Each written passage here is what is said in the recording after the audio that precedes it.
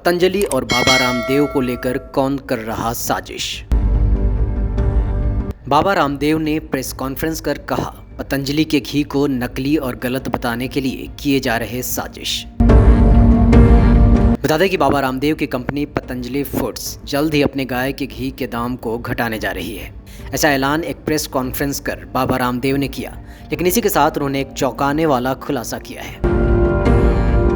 बाबा रामदेव ने press conference कर पतंजलि के खिलाफ कथित तौर पर चल रहे षड्यंत्र और कंपनी की भविष्य की योजनाओं के बारे में बातें की। बाबा रामदेव ने कहा कि पतंजलि को बदनाम करने के लिए कुछ लोग प्रयास कर रहे हैं, साजिश की जा रही है। रामदेव ने कहा कि पतंजलि के घी को नकली बताने के लिए कई प्रयास किए गए। पतंजलि घी का सैंपल उत्तराखंड के घनसाली से लिया गया और उसे रुद्रपुर की उस सरकारी लैब में भेजा गया जो बिल्कुल ही फिसड्डी है, और फिर उसके जांच की रिपोर्ट के आधार पर घी को मिलावटी बता दिया गया। लेकिन वहीं गाजियाबाद की लैब की जांच में सच सामने आया कि पतंजलि घी में किसी तरह की खराबी नहीं है।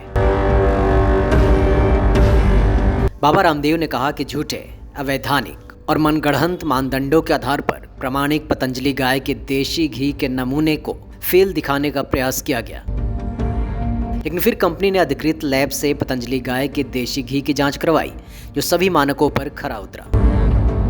बाबा रामदेव ने कहा कि पिछले साल अक्टूबर में पतंजलि घी के बैच नंबर BKD 21158 का सैंपल उठाया गया था, जिसकी उत्तराखंड के रुद्रपुर की लैब से जांच करवाई गई। 30 मार्च 2022 को कंपनी को सैंपल फेल होने की जानकारी दी गई, जिसके बाद हमने अपील की और उसी बैच के सैंपल की जांच गाजियाबाद की नेशनल फूड लेबोरेटरीज में की गई।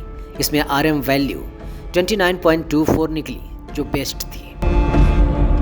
बाबा रामदेव ने कहा कि रुद्रपुर की लैब के पास इस तरह की जांच के लिए NABL से ऑथराइज्ड नहीं थी। बाबा रामदेव ने कहा कि पतंजलि के गाय के घी के सैंपल केवल अपने देश में ही फेल किए जाते हैं, लेकिन आपको बता दें कि यह घी दुनिया के कई दूसरे देशों में भी जाता है, लेकिन आज तक वहां से इस घी में किसी तरह की खराबी होने की खबर नहीं आई है। वहीं बाबा रामदेव ने कहा कि देश में गायों में फैली लंपी बीमारी का इलाज ढूंढने में भी पतंजलि प्रयासरत है। रामदेव ने कहा कि जिन गायों की इम्यूनिटी पावर मजबूत है, उन पर लंपी का असर नहीं हो रहा। बाबा रामदेव ने गाय में इस लंपी बीमारी को फैलने को साजिश बताते हुए कहा कि सरकार को इसकी गहनता से जांच करनी चाहिए।